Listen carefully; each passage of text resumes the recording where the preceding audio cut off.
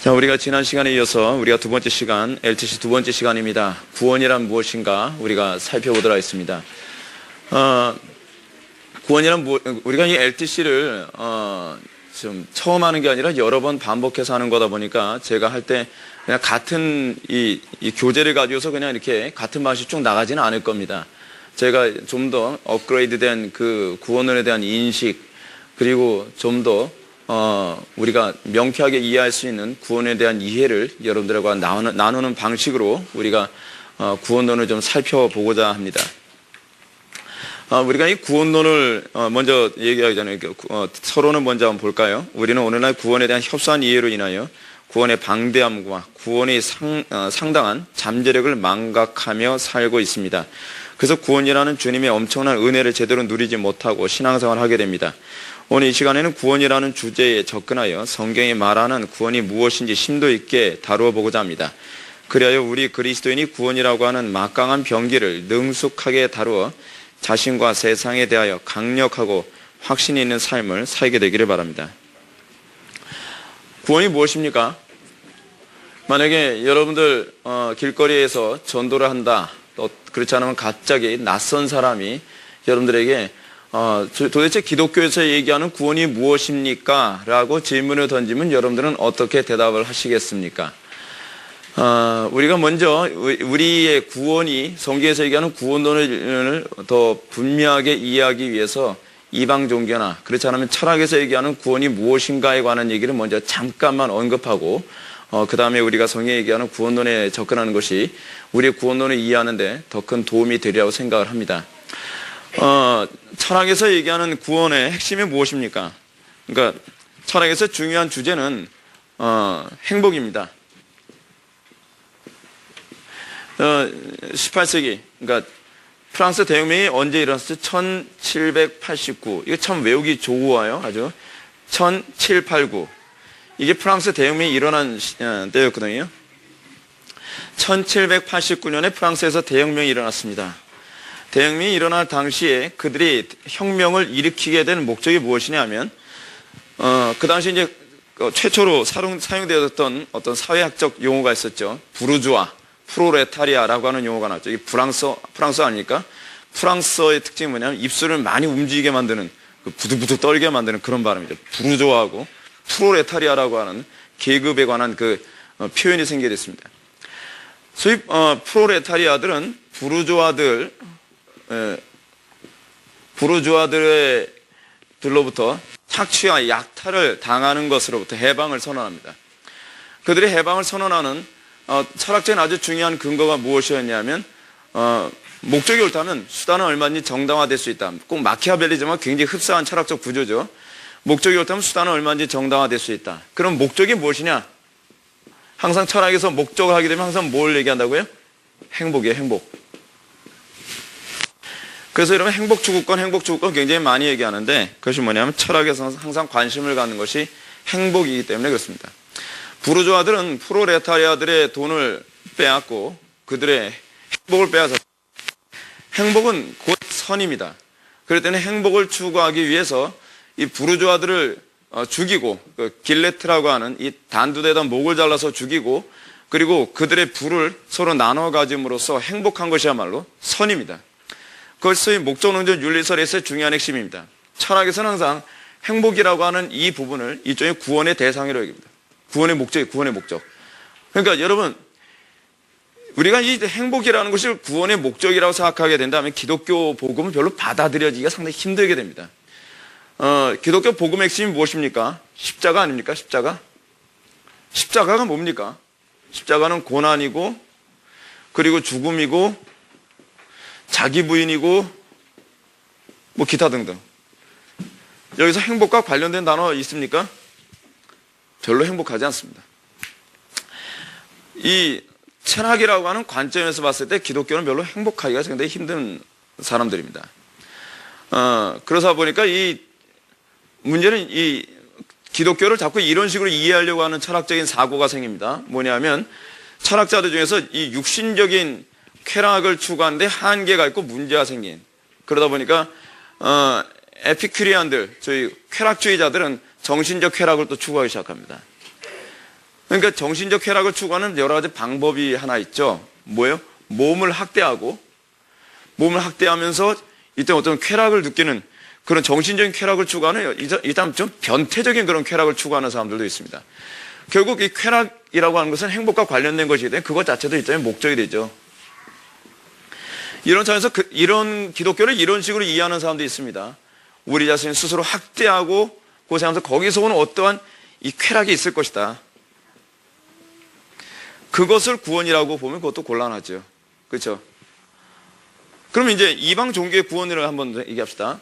철학에 관한 얘기는 뭐 지금 변증학이나 그런 걸 다루는 시간이 아니니까 이건 요 정도만 다루고요. 이방 종교에서의 구원은 항상 무엇입니까? 뭐 불교도 그렇고 뭐 불교의 그 구원과는 사실은 플라톤주의 이원론하고도 상당히 관련을 맺고 있는데 불교나 천주교, 뭐 이슬람 대부분 뭐 이방 종교들 다 특징이 뭐냐면 그들의 구원의 목적이 뭐냐면 천국 가는 겁니다. 천국. 오늘 난예배 때도 말씀드렸지만 그리고 우리가 이제 이 LTC 과정 뒤에 3개의 강의로 하나님의 나라, 천국을 우리가 배우게 됩니다. 근데 이방 종교에서 생각하는 천국관하고 우리 기독교에서 얘기하는 천국관이 다르죠. 그렇죠? 이방 종교에서 얘기하는 천국은 무엇입니까? 지극히 유물론적이죠. 지극히 유물론적입니다. 천국 가면 어때요? 일단 먼저 나와야 돼. 행복해요. 천국 가면 어때요? 이슬람교에서 얘기하는 천국은 어떻습니까? 그러니까 오늘날 한국교 교인들이 가지고 있는 이 천국관이 굉장히 이방 종교적인 게 뭐냐면 이 땅에서 못 누린 어떤 육신적인 욕망 있잖아요. 육신적인 욕망을 여기서 다 해소하고 만족하는 곳이라는 개념을 가지고 있어요. 그래서 그래 이 땅에선 가난하지만 천국에선 풍요롭게 살겠지.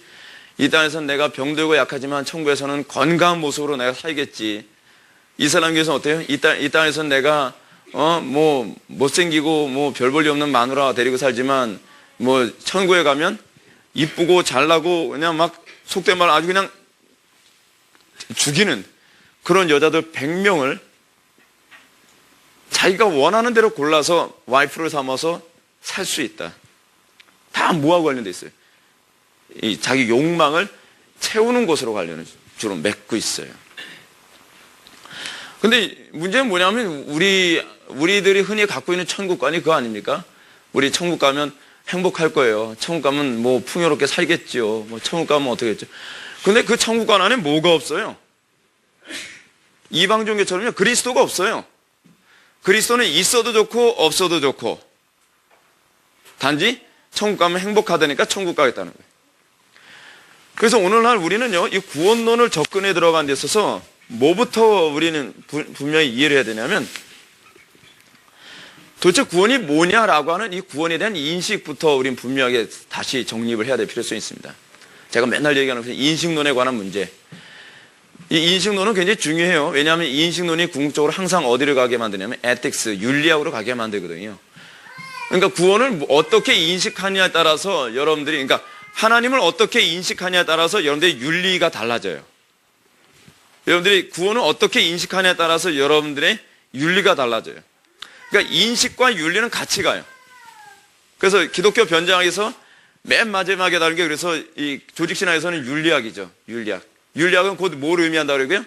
윤리학은 여러분들이 어떻게 인식했느냐를 검증하는 방식이에요. 나는 예수 잘 믿는다. 근데 어떻게 잘 믿느냐? 사는 거 보면 잘못 인식했다는 게 나와요. 그러니까 우리는 다 제대로 인식했다고 하는데 그 열매 통해서 어떻게 인식했느냐에 관한 실체가 거기서 다 드러나는 것이죠.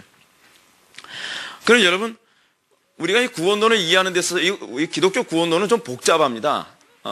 이방 종교의 구원론하고는 좀 다릅니다. 왜냐하면 우리가 성경에 얘기하는 구원이 무엇인가를 인식하려면 우리는 여기서부터 출발해야만 합니다. 뭐냐면 도대체 무엇으로부터 구원을 받아야 되는 것이냐. 그러니까 이방 종교 그렇지 않습니까? 이방 종교가 가지고 있는 구원론은 이렇습니다. 이분법적이에요. 이분법적. 그러니까 이방 종교의 구원론을 가장 잘 대변해 주는 것이 플라톤주의 구원론이거든요. 플라톤은 이데아라고 하는 대상이 있습니다. 이데아. 그리고 이 이데아는 영적인 세계입니다. 여기는 육적인 세계입니다. 이 영적인 세계와 육적인 세계로 이분법화해서 플라톤은 소위 구원을 받으려면 육적인 세계를 벗고 영적인 세계로 들어가는 것, 이데아의 세계로 들어가는 것을 구원이라고 생각합니다. 우리도 대부분 그렇게 이해를 하고 있어요. 근데 기독교 구원론은 이렇지가 않아요. 그러니까 플라톤의 구원과는 뭐예요? 결국 우리는 그러니까 플라톤주의 구원론에는 이런 게 있습니다. 사람들 안에는 다 구원의 씨가 있대요. 구원의 조각 같은 게 있는데 이 구원의 조각 같은 것이 내 속에 신적인 그 무엇인가 있다라고 하는 그 조각을 발견한 사람들. 소위 이거를 초기 기독교 안에서 나타났던 이단 중에 어떤 이단이 나오니 영지주의자들이 이제 그런 개념이죠. 그래서 영지주의의 이 철학은요, 이 이단의 철학적 근거는 플라톤주의하고 관련을 많이 맺고 있습니다. 자기 속에 어떤 신적인 어떤 영적인 지식이라는 얘기거든요. 남들이 깨닫지 못한 어떤 영적인 지식을 가지고 있으면 자기는 구원을 받은 거예요. 그리고 이 사람들은 결국 구원을 얻기 위해서 뭐냐면 육을 벗는 쪽, 육을 벗고 소위 영을 입는 것을 구원이라고, 영의 세계로 들어가는 것을 구원이라고 생각을 합니다. 제가 여러분한테 이런 질문을 던져볼까요? 뭐가 영적인 겁니까? 육신이 없고 막 흐물흐물하고 뭐 보일 듯 말 듯 뭐 그게 영적인 겁니까? 여러분 이 영적이다라고 하는 이 표현조차도요, 기독교에서 얘기하는 영적이다라는 말과 이방교에서 얘기하는 영적이다라는 개념이 여기서 달라요. 플라톤주의 같은 어떤 이원은 어떤 철학적인 개념에서 또는 이방중에서의 영적이다라고 하는 것은 육과 대립되어진 어떤 상태를 얘기해요. 근데 기독교는 그렇지 않아요. 기독교에서 영적이다라고 하는 얘기는 무슨 얘기냐면 하나님의 말씀에 부합하게 사는 게 영적인 거예요. 개념이 완전히 달라요. 그렇게 된다면 여러분 우리는 육신을 입고서도 영적일 수 있다는 얘기예요. 플라톤주의에서는 불가능해요. 플라톤주의에서는 육과 영을 구분해줘. 그래서 우리가 영적이려면 뭐가 없어져야 돼요? 육이 없어져야 돼요. 그래서 플라톤주의의 가장 중요한 종교가 뭡니까? 불교잖아요. 불교는 항상 뭐에 관심이 있어요? 해탈해야죠. 인연을 다 끊어야 되죠. 이 땅에서 육적인 걸 다 끊어야만 소위 영적인 존재가 되고 영적인 상태가 돼야만 그것이 소위 구원이라고 생각을 하는 거예요. 근데 기독교의 이 구원이라고 하는 부분을 이해하려면 뭐부터 시작해야 되냐면 우리는 그럼 무엇으로부터 구원을 받아야 되고 그리고 무엇을 위해 구원을 받아야 되고 그리고 어떻게 구원을 받는가에 관심을 가져야 돼요. 자, 그러면 이걸 이해하려면 우리는 뭐부터 시작해야 합니까? 어쩔 수 없어요. 창세기부터 시작해야만 한다. 성경이 얘기하는 구원이 왜 우리 인간이나 존재는 구원을 받을 수밖에 없는 존재였는가? 창세기에서 그걸 얘기하는 거 아닙니까? 창세기를 모르고 구원을 논할 수가 없습니다. 인간이 왜 구원을 필요로 하는 존재였는가? 왜 구원을 필요로 하는 존재였는가라고 하는 이 말 속에는 구원이 필요하지 않아, 구원에 대한 필요성을 느끼지 않는 상태로서 인간이 나오게 되죠. 그래서 창세기 1장, 2장, 3장 안에는 이 인류 창조에 대한 기원이 나오면서 뭘 얘기하냐면 인간이 왜 구원을 받을 수밖에 없는 존재인지에 대해서 얘기가 나옵니다.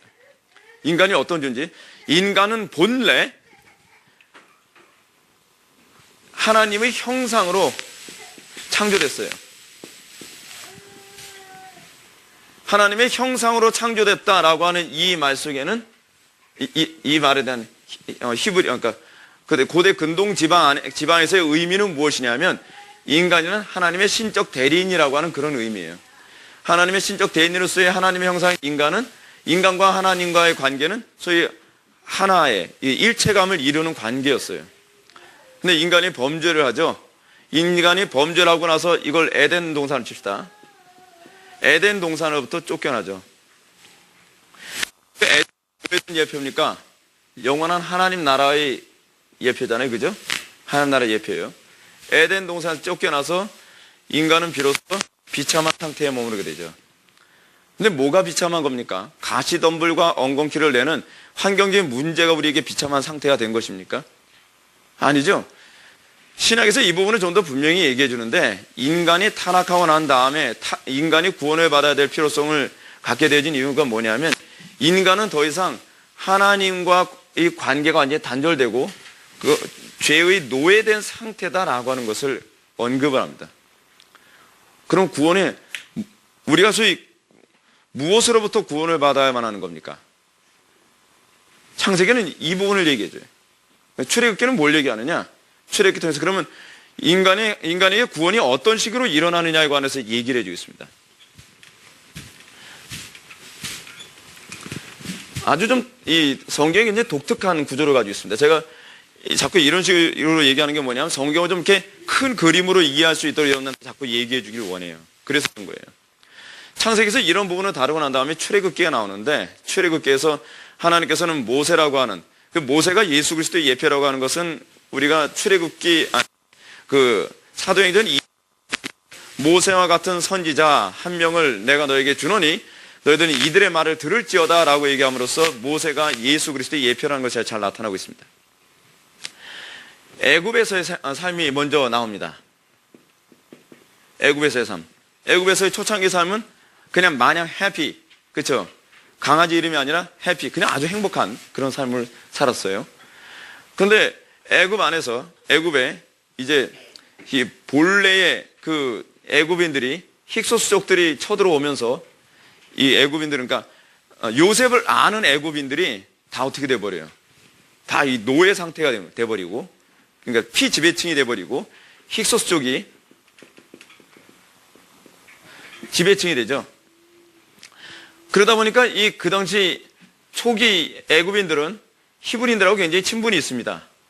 그러니까 힉소스족들은 항상 뭐가 불안하냐면, 이 히브리인들하고 기존에 있던 애굽인들하고 이렇게 결탁을 해가지고 나라 뒤엎으면 어떡하나, 항상 이거에 대한 스트레스가 굉장히 심했습니다. 심하다 보니까 어떻게 합니까? 안 되겠다. 저놈들 좀 괴롭혀야겠다. 인구가 늘어나지 않게 해야 되겠다. 이 얘기가 사실은 출애굽기 1장에 다 나오는 얘기예요. 그래서 뭐 산파들 통해서 남자애들 무조건 다 죽여라, 뭐해라, 이런 얘기 막 나오면서 혹독하게 괴롭히죠. 혹독하게 괴롭히는 그 애굽인들에게 고통당하는 이 상황을 사실 뭐로 예표로 우리들이 보여주고 있는 거예요? 우리가 죄에 얼마나 심각한 노예 생활과 이 파괴되는 삶을 살고 있는지를 관련해서 우리들에게 예표로 보여주는 것이죠. 그러니까 구원을 이해하기 위해서요, 하나님께서 이 구약을 우리에게 주신 것이 뭐냐면, 구원이 어떤 상태로서의 구원인가, 죄의 횡포로부터의 구원이라는 것을 우리들에게 알게 합니다. 그러니까 하나님께서 한 사람에게 구원이 발생하도록 하기 위해서 죄의 횡포가 점점 심각해지면 심각해질수록 그 사람들은 어떻게 해요? 이집트 왕기에서 나오죠. 우리를 구원하소서. 그죠? 하나님 앞에 막 구원에 대한 얘기를 하죠. 이 상태에서 유대인들은 구원을 어떻게 이해했어요? 이 사람들은 구원을 어떻게 이해해요? 그냥 물리적으로 이해하죠. 어떻게 해요? 애굽인들의 횡포로부터 우리를 구원해달라. 예. 유대인들은 내세관이 있어요, 없어요? 없죠. 이 사람들이 생각하는 이 구원과는 현재적인 차원에서는 애굽의 횡포로부터 구원해달라라는 것이 이제 출발입니다. 그럼 하나님께서 예수 그리스도의 예표인 모세, 이 모세는 예수 그리스도의 예표이면서도 또 뭐냐 하면 율법이기도 하죠. 그렇죠? 그래서 모세를 통해서 하나님께서 이스라엘 백성을 출애굽시키죠. 근데 출애굽을 시키는데 어떻게 시킵니까? 제가 지난 시간에 여러분한테 말씀드렸던 것처럼 내 백성은 돌리도, 애굽의 파라오에게 내 백성들을 돌려달라고 하는데 뭘 하게 하기 위해서 돌려달라고 얘기하는 거예요? 예? 예배. 그렇죠. 예배를 드릴 수 있도록 하기 위해서 돌려달라는 거예요. 근데 하나님만 예배하기 위해서 돌려달라고 하는 이 모세의 요청은 항상 무엇과 관련되냐 하면 하나님의 말씀과 그리고 지팡이가 항상 중요한 위치를 차지합니다. 성령의 힘입어 귀신을 쫓는 것이면 하나님의 나라가 너에게 임하였느니라. 무슨 얘기죠? 그리고 또 이 부흥과 올라서 먼저 강한 자가 더 강한 자가 강한 자의 집에 들어가서 그들을 결박하고 그리고 그 채간을 늑탈하느니라. 그러니까 한 영혼의 구원이 그냥 일어나는 게 아니죠. 그냥 넉넉히 가만히 있으면 어느 날 갑자기 딱 구원받는 그 문제가 아니라, 먼저는 자기 자신의 죄인됨에 대한 철저한 자각, 죄의 횡포에 대해서 진절머리 나게 하나님 먼저 조명하게 하시고 그것을 깨달아 알게 하시죠. 그리고 난 다음에 구원의 당위성을 느끼게 하세요. 이것이 하나님께서 우리에게 구원을 주시는 방식이에요. 나는 구원에 대해서 아무런 필요를 못 느끼는데 어느 날 갑자기 구원받는 게 아니에요. 하나님께서는 우리에게 먼저 내가 비참하다는 것을 깨달아 알게 하시고, 그리고 구원에 대한 필요성을 느끼게 만드시고, 그러나서 하나님께 주의 이름을 부르게 만드는 과정을 겪게 하시죠. 그리고 하나님께서는 말씀을 통해서, 말씀과 지팡이를 통해서 이 우리 속에 있는 뭐를 치기 시작합니까? 우상들을 치기 시작해요. 그래서 설교 시간에 어떤 일이 벌어진다 그랬어요? 여러분들은 설교 시간에 그냥 마냥 기분 좋아지는 거라고 생각하지 마십시오. 설교 시간에 기분 좋아지는 것을 주로 선택하는 것은 철학적 구원론에 물들어 있어서 그래요. 행복해지는 것이라고 생각합니다. 위로받는 것이라고 생각합니다. 그렇지 않습니다. 제가 오늘 난예배 때도 여러분한테 말씀드렸던 것처럼 우리의 구원은 그런 데서 오는 것이 아니라, 우리의 위로는 거기서 오는 것이 아니라 하나님의 구원으로부터 위로가 오는 거예요. 하나님의 구원으로부터. 그래서 모세가 하는 일이 무엇이냐면 능력의 지팡이를 통해서 애굽의 우상들을 마구잡이로 부수기 시작합니다. 마구잡이로 부수다가 점점 심각해지니까 파라오 왕이 뭐라 하냐면, 그래, 예배드리는 거 내가 허락하겠다. 허락하는데 그냥 어른들만 예배를 드려라. 너무 멀리 가지 마라. 너무 멀리 가지 말라는 쪽으로 먼저 예배를 그냥 대충 드리도록 요구를 합니다. 안 된다. 그러니까 모세가 뭐라고 얘기합니까? 우리는 철저해야 된다.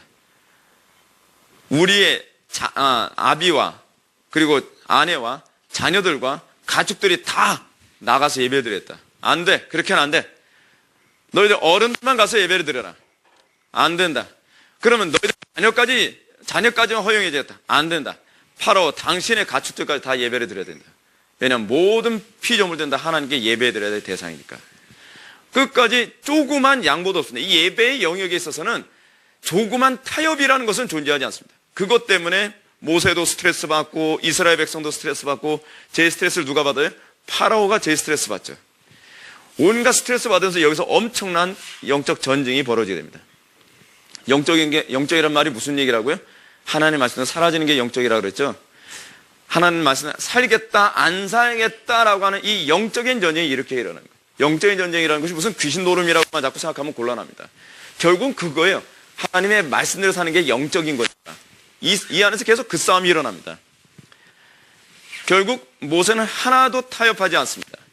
그리고 모세는 하나님께서 말씀하시는 그 의도대로 결국 이스라엘 백성들과 그런 모든 가축들, 그리고 이 애굽의 재물까지 다 가지고 나와서 출애굽을 합니다. 출애굽을 했는데 그 앞에 뭐가 서죠?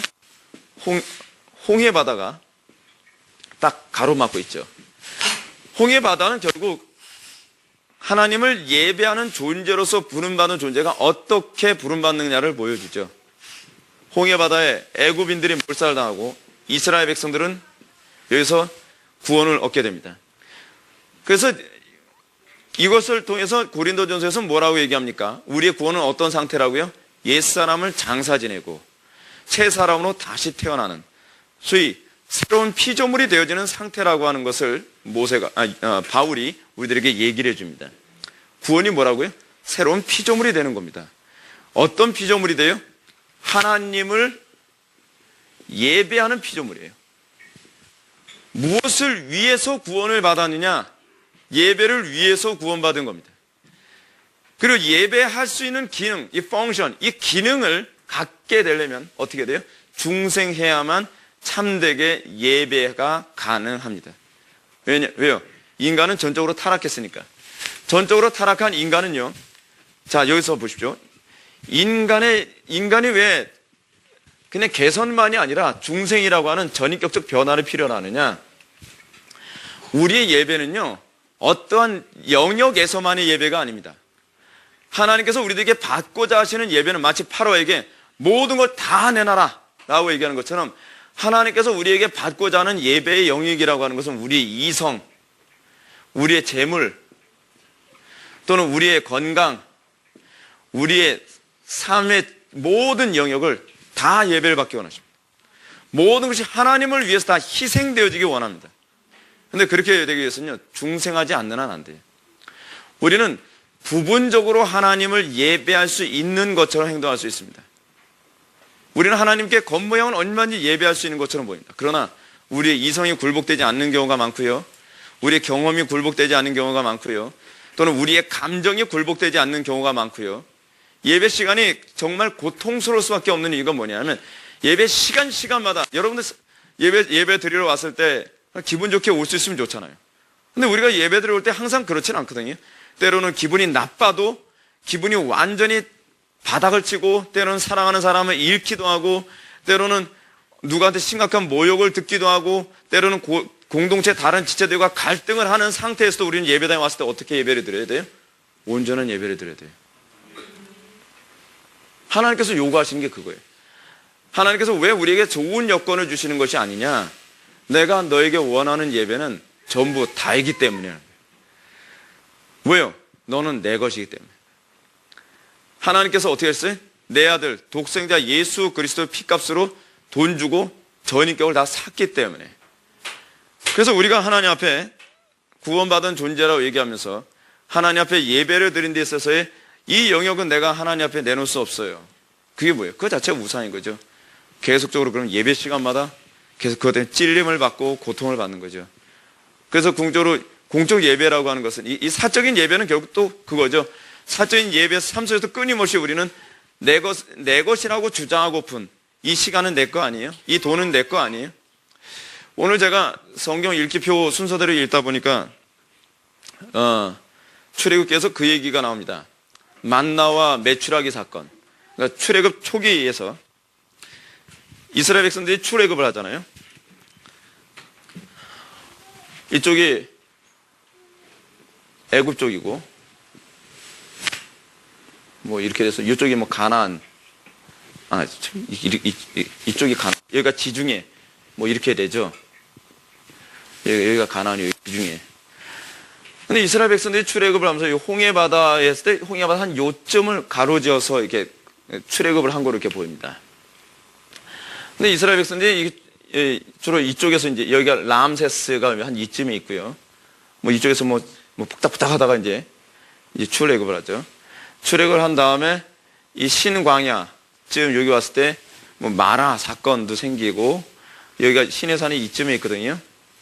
요쯤에서 이제 뭐가 생기냐면 이스라엘 백성들이 배고프고 힘드니까 먹을 거 달라고 하소연하니까 하나님께서 뭘 보내주시냐면 만나와 메추라기를 보내주시죠. 만나와 메추라기를 보내주시면서 어떤 사건이 나타나냐면 이스라엘 백성들이 닥친 대로 이렇게 그 만나와 만나를 막 아침에 다 걷어들였는데 재봤더니 남는 사람도 없고 모자라는 사람도 없더라 라는 얘기가 나와요. 그 얘기가 무슨 얘기냐? 그 부분에 관해서 바울이 어떻게 얘기했냐면 하나님께서 너에게 유효하게 주신 것은, 그러니까 넉넉하게 주신 것은 이거 서로 나누어서 서로가 동등케 하려 함이라 라고 그 부분을 그렇게 해석을 했어요. 무슨 얘기냐면 어떤 사람은 많이 거두기도 하고 어떤 사람은 적게 거두기도 했는데 모자란 사람들에게 나눠줬다는 거예요. 그리고 모자란 사람에게 나눠주고 또 많이 있는 사람들은 그것을 나눠주고 나니까 또 자기 나름대로 다음 날까지 먹을 것이 남지 않을 정도로 딱 맞게. 그래서 이 기독교 경제관이거든요. 기독교 경제관. 하나님께서 왜 누구에겐 더 많이 주시고 누구에겐 적게 주시느냐? 그것은 더 많은 사람을 하여금 더 적은 사람에 대한 뭘 느끼라고요? 책임감을 느끼게 하기 위해서. 그렇게 하면서 어떻게 해요? 모든 재물을 이웃과 나누는 것을 통해서 예배자로서의 또 다른 모습이 나타나요. 예배는 뭐예요? 내 것을 내 것이라 하지 아니하고 하나님의 뜻대로 재물을 사용하기도 하고 내 감정을 부인하기도 하고 내 시간을 그렇게 시간 많다 해서 시간 막 쓰는 것이 아니라 특히 젊은 사람들은 시간이 많지 않습니까? 그 시간을 막 쓰는 것이 아니라 그 시간을 정말 다른 사람에게 활용하는 그런 것을 통해서 하나님 앞에 내 전 인격을 다 희생한 sacrifice, 더 많이 희생함을 통하여 내가 하나님의 예배자임을 그대로 입증해가는 삶. 그것이 예배와 구원이 그래서 따로 가질 않아요. 예배와 구원이요.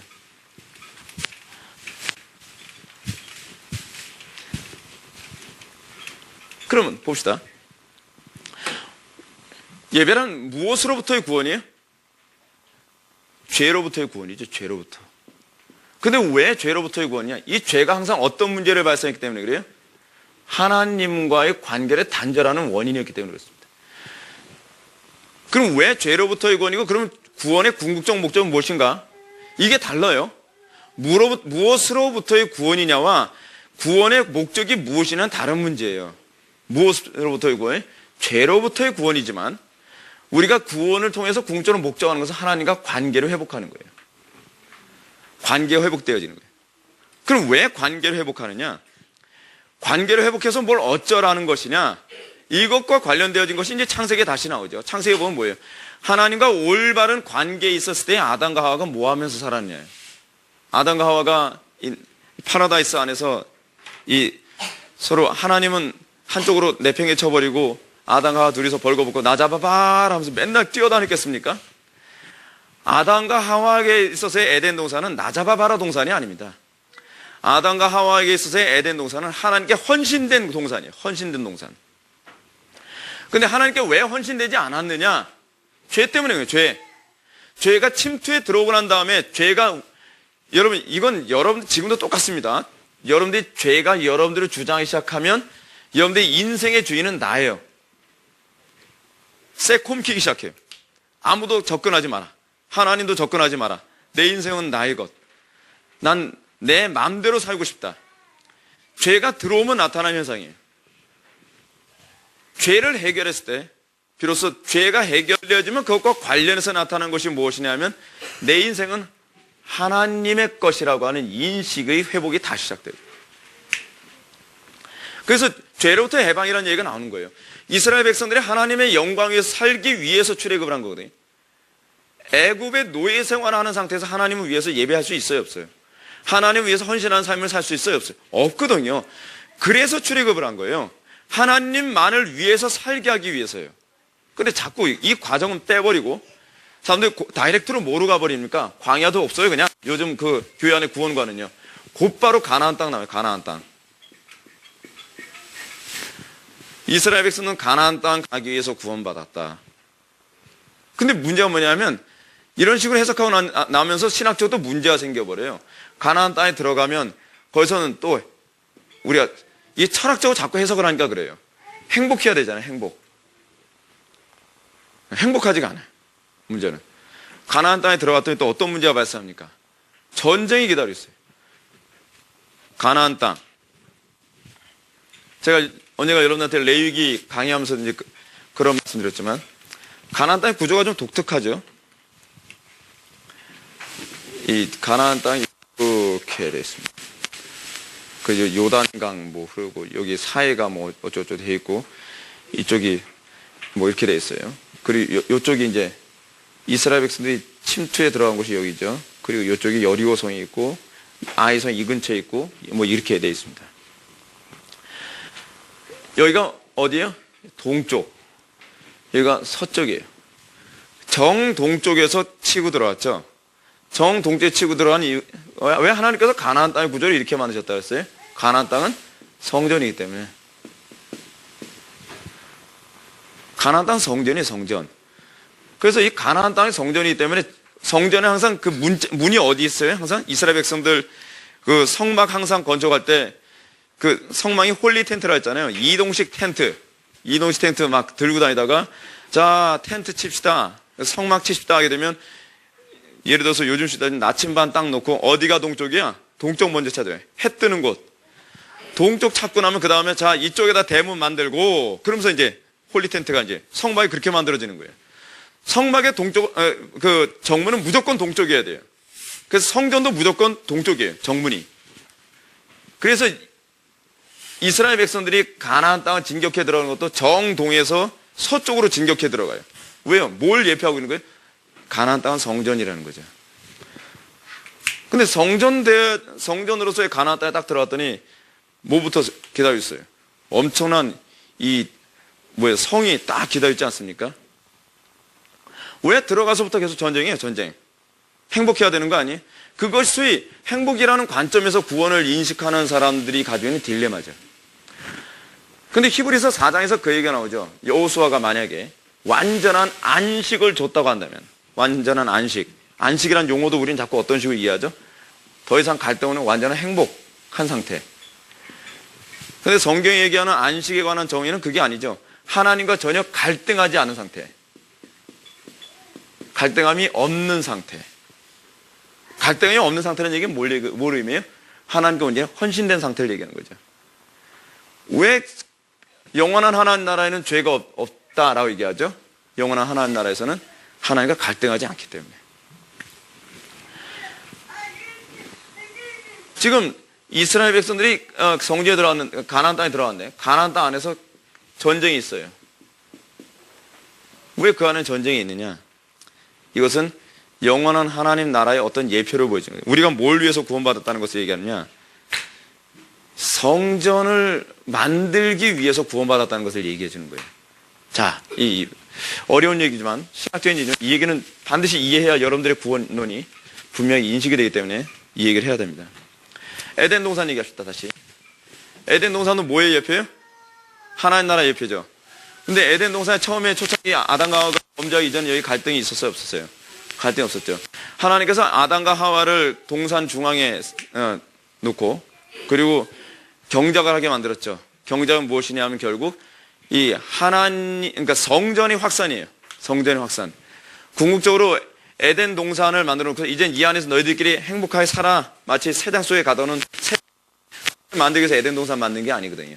그들은 경작을 통해서 점점 하나님의 나라를 확장, 그러니까 하나님께서 원하시는 보기에 좋았다는 상태. 마치 하나님께서는 지구 전체를, 이거 지구라 칩시다. 지구 전체를 창조하지 않아서 지구 전체를 다 에덴 동산으로 만든 것이 아니라 팔레스틴 어떤 지역이 있어요. 그러니까 갈대아 우르 지역쯤 된다고 이렇게 고고학자들은 그렇게 보거든요. 그러니까 바벨론이 있었던 그 자리예요.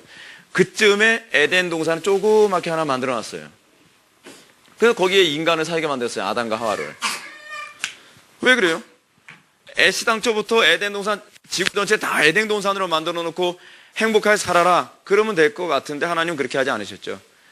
하나님께서 아담과 하와를 창조해 놓고, 그리고 생육하고 번성하면 땅에 충만하라.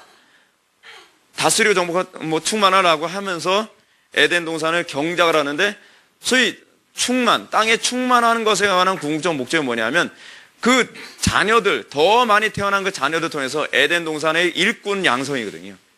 경작자 양성이에요. 옛날에 농업사회에서는 그렇지 않습니까? 농업사회에서는 자식 많이 낳는 이유가 어디 있어요? 일꾼 부족하니까. 그런 식이거든요. 자녀들을 많이 양육해서 결국 다 에덴 동산화 시키는 거예요. 그 얘기는 무슨 얘기냐면 신약에서 예표인데 온 세상이 성전화되는 거예요. 그러면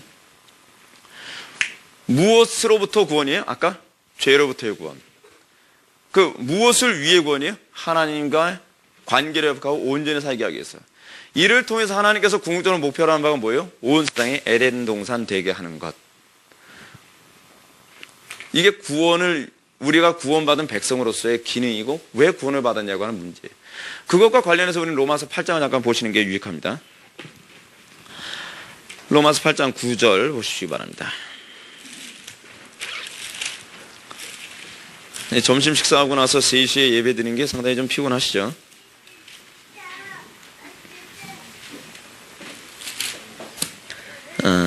아, 9절이 아니라 19절. 로마서 8장 19절. 19절부터 25절까지 한번 보시겠습니다. 피조물이 고대하는 바는 하나님의 아들들이 나타나는 것이니 피조물이 허무한 데 굴복하는 것은 자기 뜻이 아니요 오직 굴복하게 하시는 이로 말미암음이라. 그 바라는 것은 피조물도 썩어짐의 종로로 한 데서 해방되어 하나님의 자녀들의 영광의 자유에 이르는 것이니라. 피조물이 다 이제까지 함께 탄식하며 함께 고통을 겪고 있는 것을 우리가 아느니라. 그뿐 아니라 또한 우리 곧 성령이 처음 익은 열매를 받은 우리까지도. 성령이 처음 익은 열매가 뭐예요? 우리가 거듭난 것을 얘기하죠. 성령이 처음 익은 열매를 받은 우리까지도 속으로 탄식하여 양자 될 것 곧 우리 몸의 속량을 기다리느니라. 뭐 이런 얘기가 나옵니다. 하나님께서 우리들에게 이렇게 하시죠. 우리가 처음 구원받고 나면 하나님의 나라를 맛보게 하시죠. 그리고 우리로 하나님의 형상, 우리가 거듭남으로 말미암아 하나님의 형상에 참여하게 하시는데, 하나님의 형상에 참여하게 하시는 이유가 뭐냐면, 우리의 구원을 통해서 하나님의 형상에 참여는 하나님께서 원하시는 방식으로 이 하나님의 나라가 이루어져야 되기 때문에 그래요. 그러니까 소위 하나님의 형상이라는 건 뭐예요? 하나님의 대리 통치자, 에이전트라고 이렇게 표현하잖아요. 그러면 이 하나님의 대리 통치자로서 인간은, 최초의 아담은 어땠었냐면 아담이 보기 좋은 것이 하나님이 보기 좋은 거예요. 아담이 원하는 방식으로, 예를 들어서 여기서 예를 든다면 이렇습니다. 꽃꽂이를 이렇게 해야 되겠어. 딱 하면 아담의 마음속에 보기 좋지 않니? 너무 이쁘지 않니? 그러면 아담만 보기 좋은 것이 아니라 하나님께서 보기에 좋았더라가 같이 사이클에 딱딱 떨어질 거예요. 아담의 행위는 곧 하나님의 행위예요. 마치 예수님의 행위가 곧 성부의 행위인 것처럼. 그래서 예수님이 이 땅에 오셔서 궁극적으로 주시고자 하신 것은 하나님의 형상을 주기 위함이죠. 그래서 우리의 삶이 곧 하나님의 기뻐하심의 삶이 되게 하시는 거예요. 그렇게 해서 어떻게?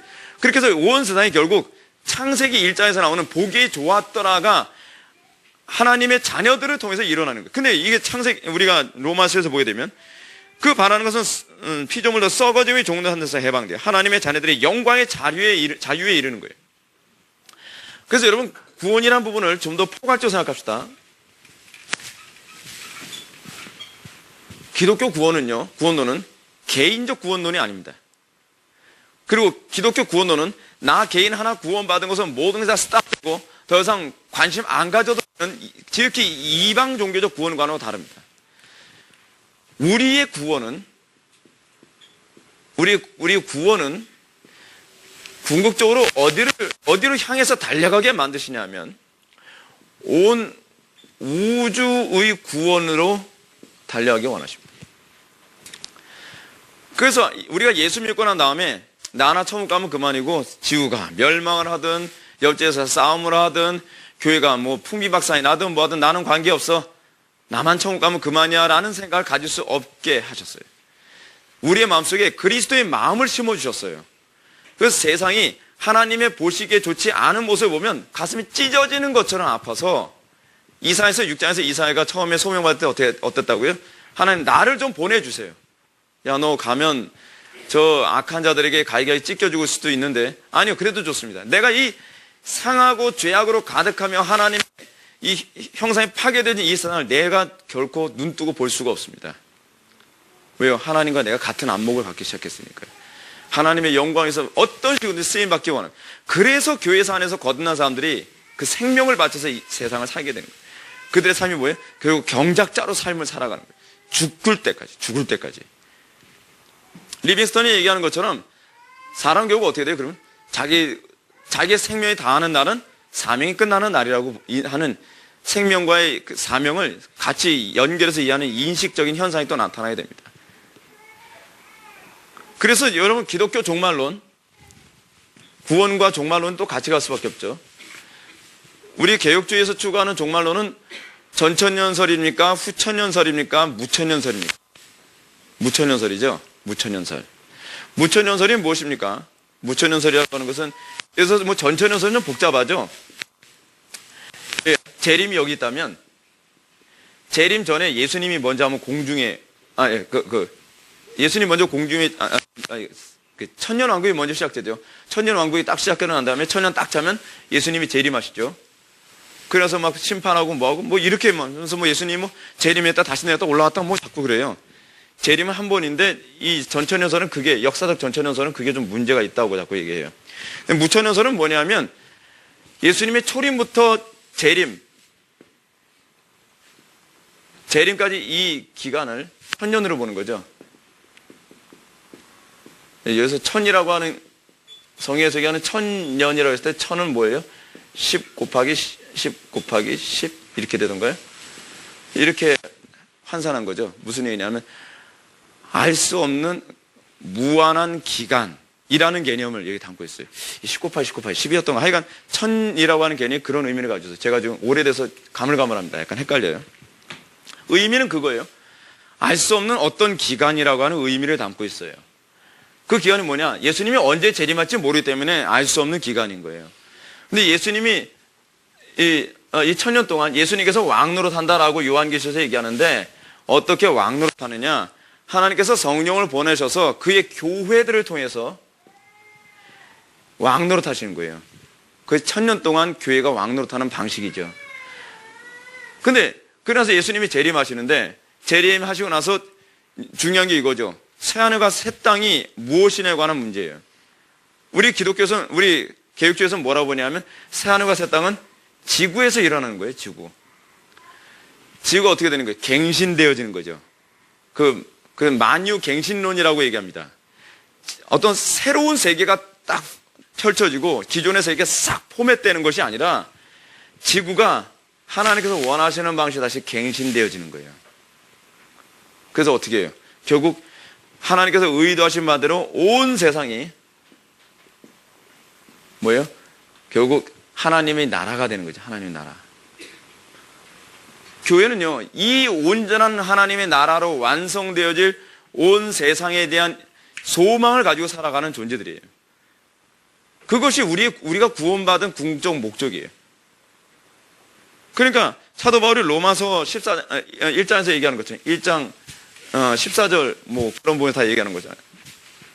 로마서 1장에서 뭐라 얘기하니까 내가 구원받은 것은 내가 그 은혜로 뭐 있을 때 은혜는 그 구원받은 것과 같은 의미라 했죠. 사도 바울에 있어서 은혜는 항상 구원과 같은 의미로 저는 사용됐으니까 내가 은혜 받은 것은 뭘 위해서요? 하나님의 사명으로 소명자로서 부름받은 사건이다. 사도 바울은 소명과 구원을 구분해서 생각을 하지 않아요. 뭘 위한 소명이냐?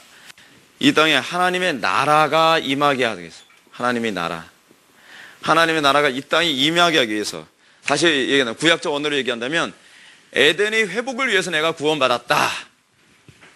그것이 사도 바울이 얘기하는 구원론의 핵심이죠. 근데 오늘날 우리가 가지고 있는 교회 안에서 흔히 나타나는 구원과는 뭐냐면 구원과 소명과 하나님의 나라 뭐 이걸 다 떼어서 생각을 하죠. 그 하나님께 대한 헌신도 다 떼어서 생각을 하죠.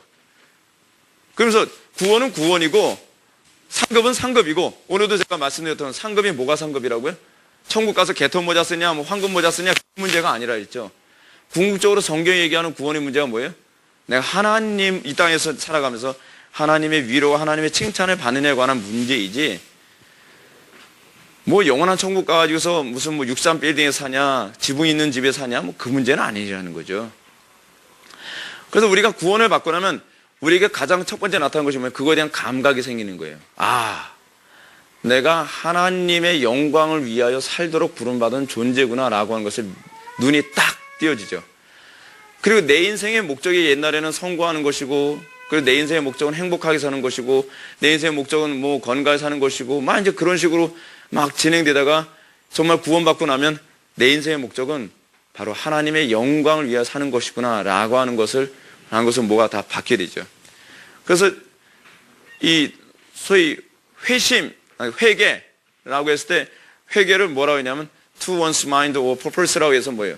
나에게 마음과 목적이 방향이 완전히 유턴하는 거예요. 그러잖아요. 아직 회심을 모르는 거예요. 인생의 목적이 달라져요. 그럼 마음이 완전히 달라져요. 그래서 더 이상 내가 이 땅에서의 삶이 내 인생의 목적이 아니라 하나님의 영광이 이 땅에 도래하는 것. 하나님께서 그러니까 소위 쉽게 얘기하면 이거예요. 하나님께서 보기에 좋더라. 그러니까 여러분들 회심이 뭐라고요? 여러분들 구원받은 나타나는 게 뭐라고요? 안목이 바뀐다 했죠. 안목. 아주 이게 중요한 겁니다. 이제는 여러분들 하나님께서 보시기에 싫은 것이 나도 싫게 돼버려요. 하나님께서 보시기에 싫은 정도가 그냥 관념적으로만 하나님께서 싫어하시나 보다. 하나님께서 뭐 예배 늦는 거 싫어하시나 보다. 하나님께서 뭐 노름하는 거 싫어하시나 보다. 그냥 보다가 아니라 하나님께서 싫어하시는 그 싫어함에 대한 정도까지 느끼기 시작해요. 그래서 사도 바울은 그걸 뭐라 얘기해요? 죄와 싸우되 피 흘리기까지 싸우는 정도까지 나타나게 되는 거죠. 그래서 이 안목의 변화는 헌신해라 강조해야만 헌신하게 되는 것이 아니라 헌신하지 않고서는 내가 견딜 수 없는 새로운 어떤 감각적인 문제예요. 그러니까 이건 본성과 관련되어진 문제예요. 헌신하지 않는 것이 정상적 신앙이 아니죠. 근데 우리가 자꾸 이방 종교적 구원관에 너무나 익숙해져 있어서 그렇게 자꾸 연관해서 이해하다 보니까 헌신은 누구만 하는 거예요?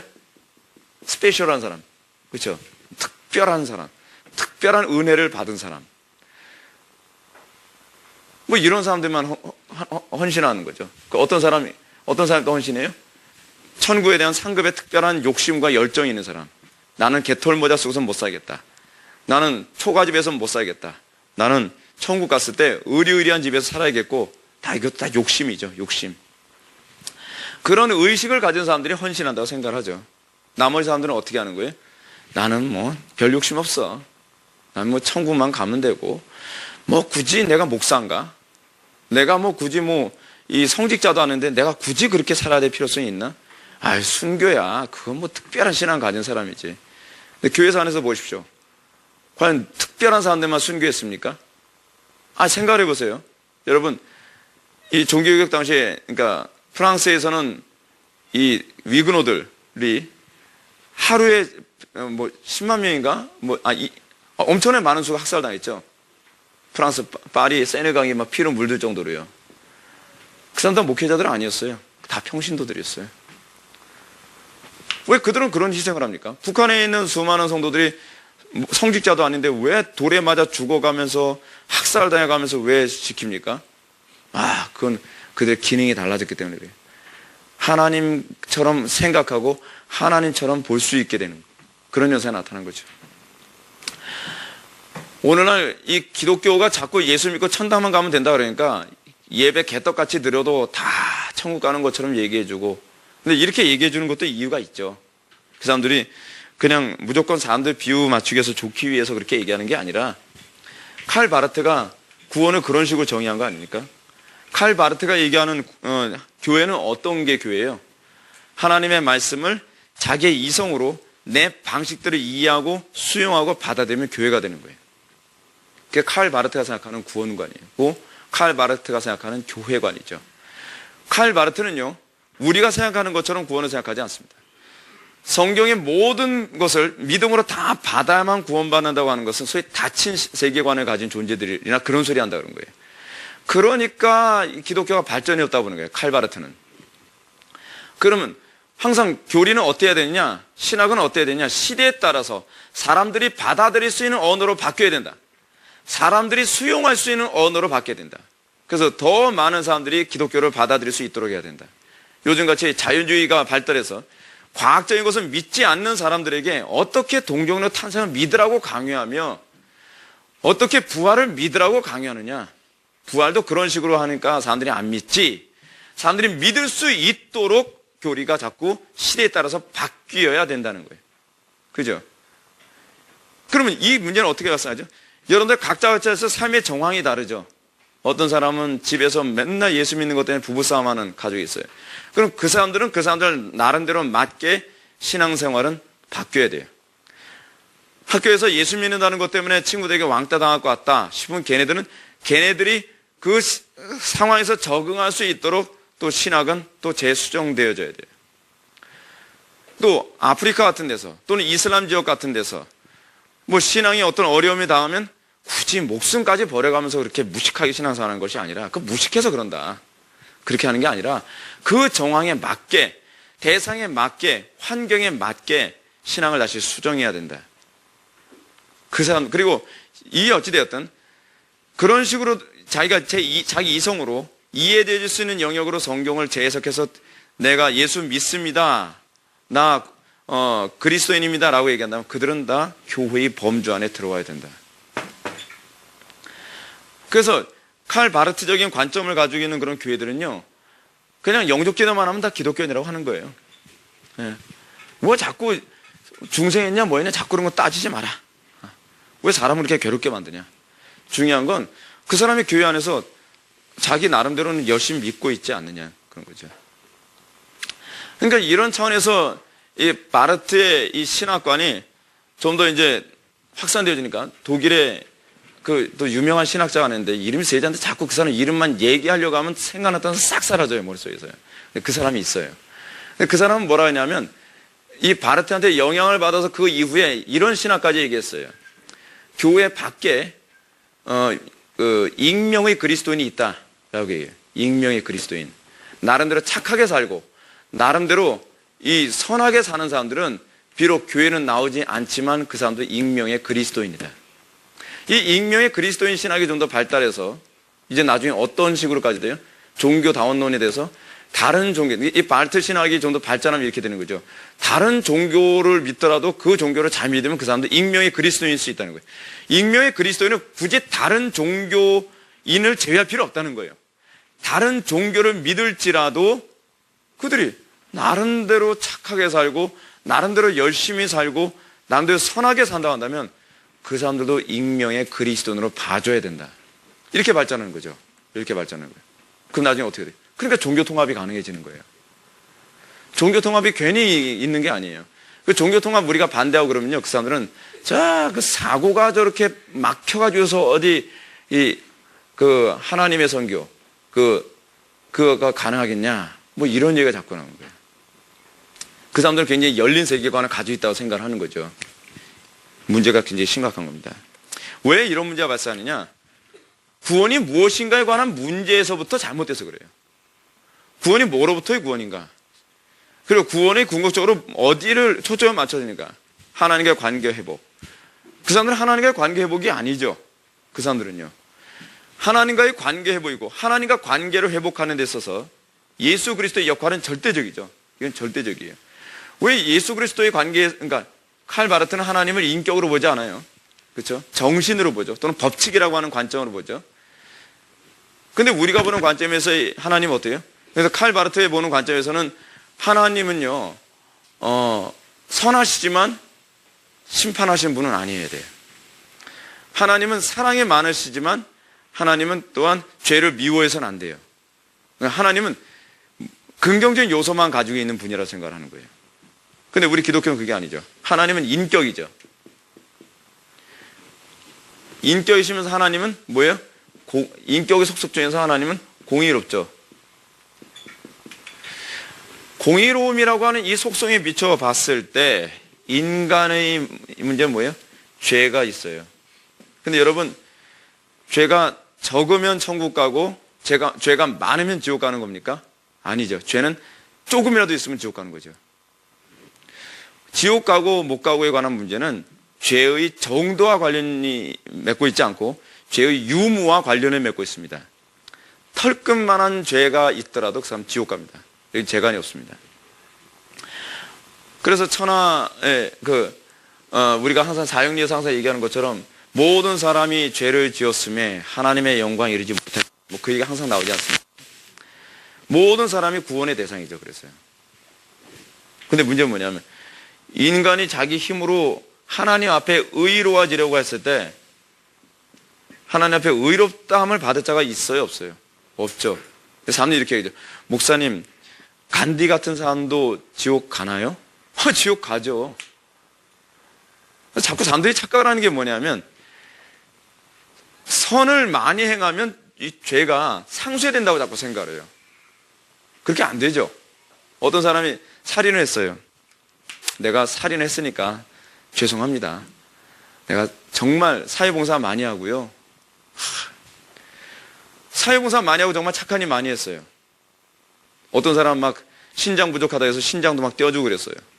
야, 전 착하다. 여러분, 이 사람 착한데요.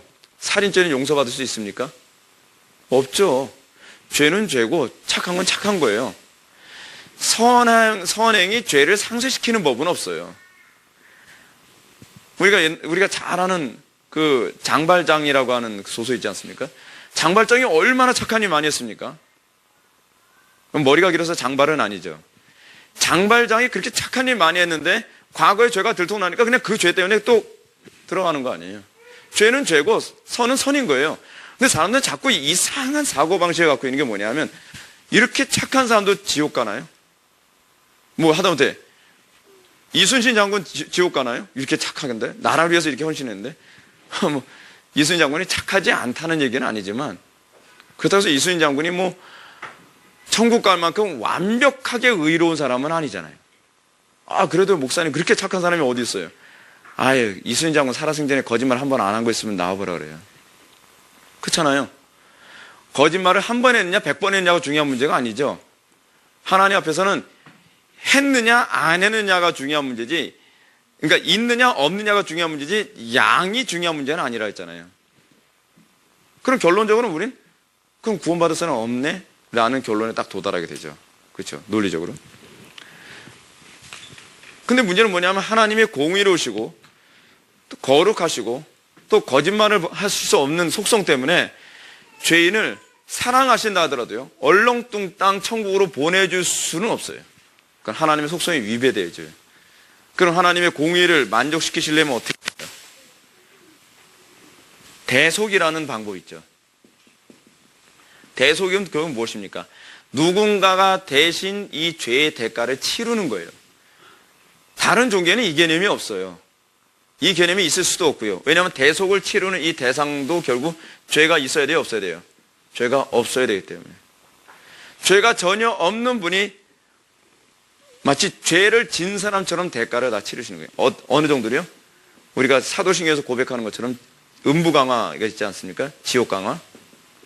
지옥에 내려가서 지옥의 형벌까지 다 당하는 심판의 일이 다 받으시고 나서 우리를 위해서 대신 대가를 치르신 거죠. 그리고 우리는 어떻게 해요? 믿음으로 말미암아 어떻게 해요? 대속에 참여하고 구원을 얻죠. 그럼 여기서 이제 또 중요한 얘기가 나오죠. 믿음으로 구원을 얻는다. 믿음으로. 그러니까 믿음으로 구원을 얻는다는 얘기는 믿음을 통해서 이루어지는 현상이 하나 있죠. 칭의. 그죠? 의롭다 칭함을 받습니다. 칭함을 받는다라고 하는 말 속에는 우리가 의롭지 않다는 것을 내포하죠. 우리는 본성적으로는 의롭지 않은데 하나님께서 신분적으로만 의롭다라고 쳐주신 거예요. 그래서 이걸 이 로마서에서 이제 칭의가 저는 많이 나오는데 로마서 그 6장까지가 이제 칭의에 관한 얘기가 많이 나옵니다. 근데 이 칭의가 여기서 얘기하는 로마서 얘기하는 칭의는 법정적 의미로서의 칭의예요. 법정적. 하나님께서 심판대 앞에서 심판하기 위해서 딱 계시는데 죄인이 왔어요. 근데 그 사람 자체만 해보면 죄인이에요. 근데 하나님께서 그 사람에게서 누굴 보냐면 그리스도를 보는 거예요. 그리스도의 의를 보는 거예요. 그랬을 때 하나님께서는 네가 죄인이지만 예수 그리스도의 의로 네가 덧입었기 때문에 예수 그리스도의 의의 옷을 입었기 때문에 내가 너를 의롭다 칭하겠다. 의롭다라고 판결을 내려주시는 거예요. 왜요? 누군가가 대신 대속을 했으니까. 그럼 믿음으로 의롭다 칭함을 받았을 때 어떻게 이런 일이 일어납니까? 이제 이런 문제가 이제 발생하죠. 여기서 이제 아주 중요한 문제가 발생해요. 뭐냐면 사람들이 이렇게 자꾸 얘기하죠. 기독교는 너무하다. 왜 자기네들만 구원이 있다고 하느냐? 이런 얘기 많이 하잖아요. 왜 다른 종교는 구원이 없다고 얘기하냐? 이건 편협한 거 아니냐? 라고 얘기했을 때 그들이 이런 얘기를 하는 이유가 있죠. 그 이유가 뭐냐면 왜 인간은 구원을 받아야 돼야만 하는 존재인가에 관한 인식에서 출발하지 않아서 그래요. 왜 인간은 구원을 받아야만 하는 존재인가? 그 인식에서 출발하면 항상 하나님과의 관계가 막혀서 하나님과 원수된 상태이기 때문에 그런다고 하는 인식이 생기면 다른 종교는 구원을 얘기할 수가 없는 거죠. 근데 우리는 구원을 얘기할 때 자꾸 그걸 빼먹고 얘기를 해버려요. 그러니까 예수를 믿어야만 구원을 받는다. 다른 종교는 구원 없어. 라고 얘기했을 때 왜 인간이 구원받아야만 하는 존재인가에 관한 인식을 얘기하지 않고 천국 가고 지옥 가는 얘기만 자꾸 하니까 이 다른 종교 사람들은 기독교는 편협하다. 왜냐하면 우리가 천국과 지옥 얘기할 때 이렇게 이해를 해요. 그 사람들은요. 우리가 생각하는 천국관으로 이해하지 않고 그들이 이해하는 천국관으로 이해를 해요. 그러니까 단어는 같은 단어인데 표현은 같은 표현인데 의미는 다른 의미로 이해를 한단 말이에요. 그럼 우리가 항상 그래서 이 부분을 이해시키기 위해서는 이 의미를 또한 바르게 이해시켜야 될 필요성이 있는데 이건 복잡하니까 넘어가기로 하고요. 그래서 믿음으로 의롭다 칭함을 받는데 그러면 이제 의롭다 칭함을 받았으니까 이제 여러분 막 살아도 되죠? 왜요? 여러분들 구원받은 것은 신분적으로 의롭다 칭함을 받은 것이지 여러분들 행동이 바뀌어야 될 이유는 없는 거잖아요. 이제 여기서 이제 칭의론을 잘못 이해하면 요 정도로 칭의론을 이해했을 때 로마 가톨릭에서 종교개혁 당시에 뭐라 했냐면 너희들이 가르친 믿음으로 의롭다함을 받음이라고 하는 이 교리 때문에 사람들의 상태가 더 안 좋아졌다. 사람들은 더 부도덕해지고 더 무율법주의적으로 빠져버리고 말았다라고 개혁자들이 굉장히 비난을 많이 했어요. 왜냐하면 칭의론을 잘못 이해했으니까. 근데 개혁주의자들이 항상 얘기하는 건 무엇입니까? 그거 아니다. 조나단 에드워드가 얘기하는 것처럼 칭의의 이중적인 적용이라는 게 있거든요. 칭의는 법정적인 의만 가져다 주는 것이 아니라 예수 그리스도의 거룩한 삶에도 우리를 시킵니다. 믿음이라고 하는 말에 대한 정의가 뭐예요? 내가 지적으로 수용했다든지 그렇지 않으면 내가 인격적으로 결단을 내려서 내가 받아들이기로 결정했다라는 그런 개념이 아니죠. 믿음은 뭐예요? 하나님의 선물이죠. 에베소서 제가 자주 얘기하는 2장 8절부터 9절 나오는 것처럼 너희가 그 은혜를 인하여 믿음으로 말미암아 구원을 얻었나니 은혜를 인하여 믿음으로 말미암아 믿음은 곧 뭐라는 거예요? 은혜라는 거예요. 하나님께서 우리의 구원을 위해 사용하시는 도구가 이건 믿음은 우리가 믿는 것이 아니라 하나님께서 우리를 구원하신 하나님의 도구죠. 그죠? 믿음을 주시면 나타나는 특징 믿음이 하는 역할이 그건 뭐예요? 예수 그리스도와 뭐예요? 연합하게 하는 거죠. 예수 그리스도 연합이라고 하는 이 교리 때문에 자꾸 지체 개념이 나오는 거예요. 예수 그리스도를 머리로 하여 모든 교회는 한 몸이다. 그죠?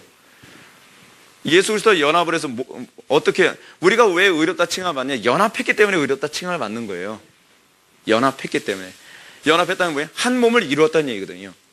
한 몸을 이루었기 때문에 결국 그 연합으로 말미암아 우리가 예수 그리스도의 의의를 소유하게 되고 잘 보십시오. 의의만 소유한 것이 아니라 예수 그리스도의 뭐예요? 의로운 삶도 연합을 하게 되죠. 근데 의로운 삶만 연합되어지는 것이 아니라 예수 그리스도의 고난에도 연합됨이라. 다 하나예요. 따로 가질 않아요. 우리는 자꾸 이걸 띄어서 생각하죠.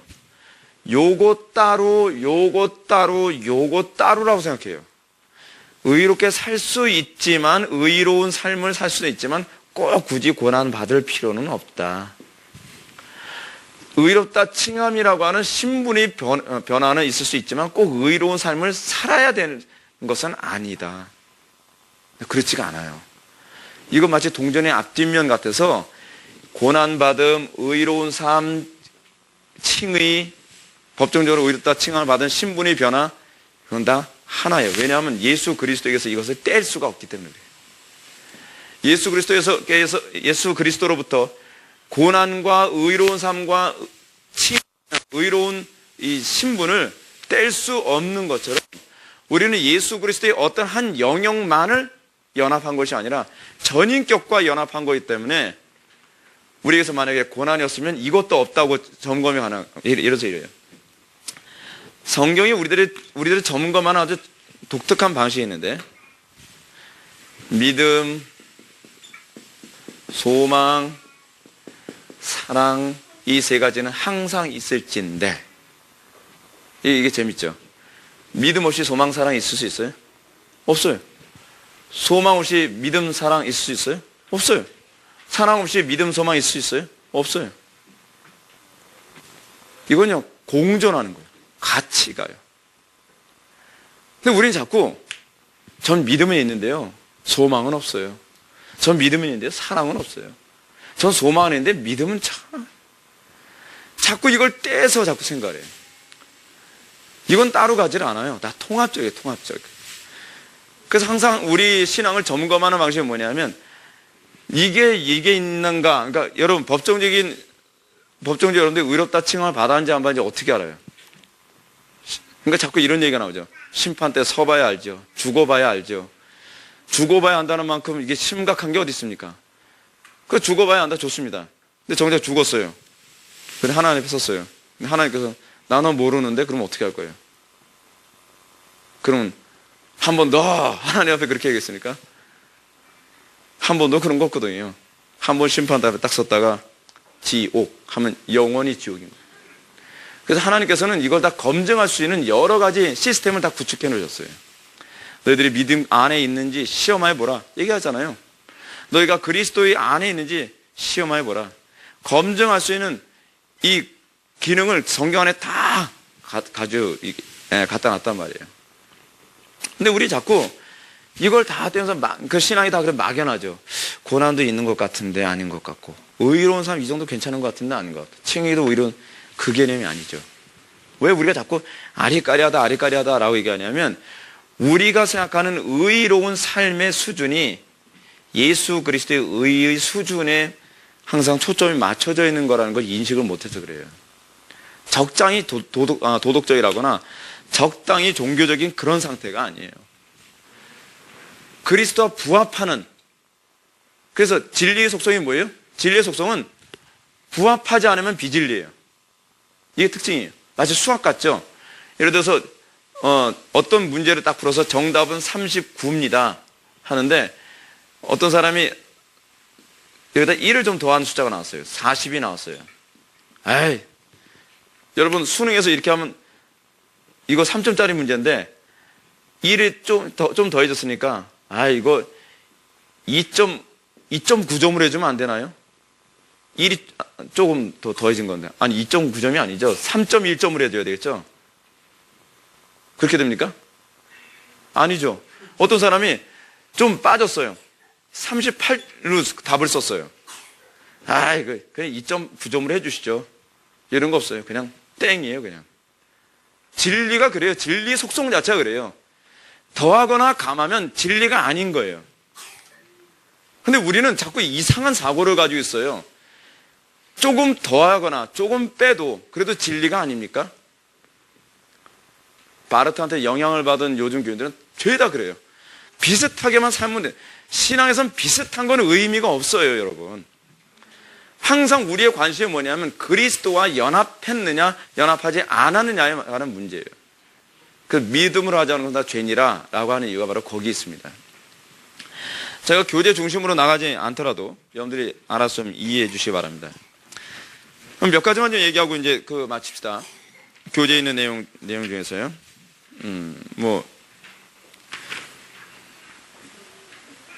2번을 보시게 되면 1페이지 2번을 보면 성경에서 말하는 구원의 적용은 단지 천국에 가는 것만을 의미하는가? 아니라 했죠.